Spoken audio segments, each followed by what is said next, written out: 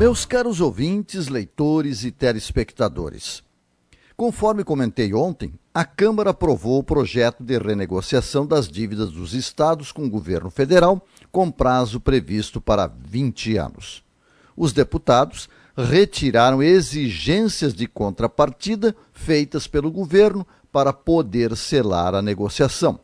Evidentemente que um projeto proposto pelo governo e que foi aprovado, mesmo que com mudanças, não poderia ser vetado pelo presidente da República.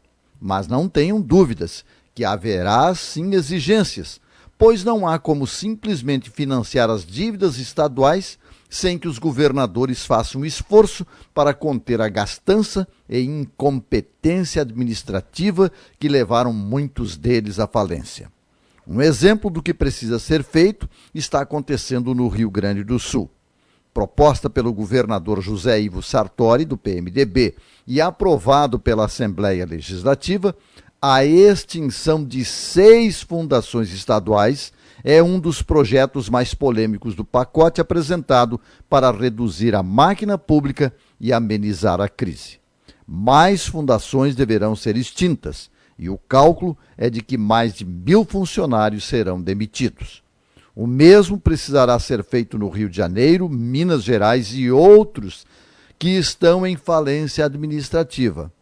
É inegável que estas situações são resultantes de anos de desmandos, incompetência e má gestão, que precisam ser corrigidas, independente do corporativismo e incompreensão com a grave crise por que atravessa o país por parte de deputados e senadores.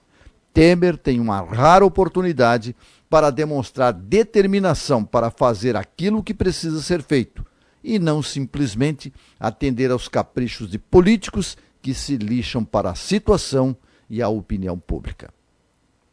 Não é por outra razão que estas questões são vistas com outro tipo de visão por autoridades internacionais. Ainda ontem, ao anunciar a assinatura dos acordos de leniência da Odebrecht e da Braskem nos Estados Unidos, o Departamento de Justiça americana afirmou que as empresas brasileiras concordaram em pagar 3,5 bilhões de dólares para resolver o maior caso de suborno internacional da história.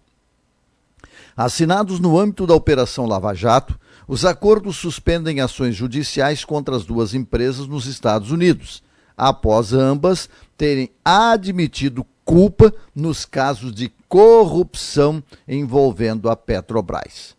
Para explicar o caso para o público americano, o Departamento de Justiça citou o setor de propina da Odebrecht, área de operações estruturadas, que sistematicamente pagou centenas de milhões de dólares para funcionários corruptos de governos em países de 3 continentes.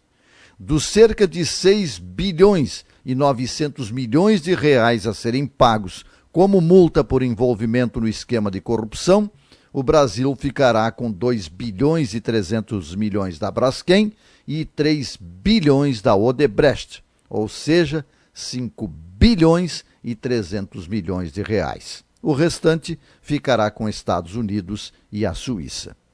Experimentem fazer um cálculo do que seria possível fazer pelo Brasil não fosse este monstruoso esquema criminoso de poder que aqui se instalou.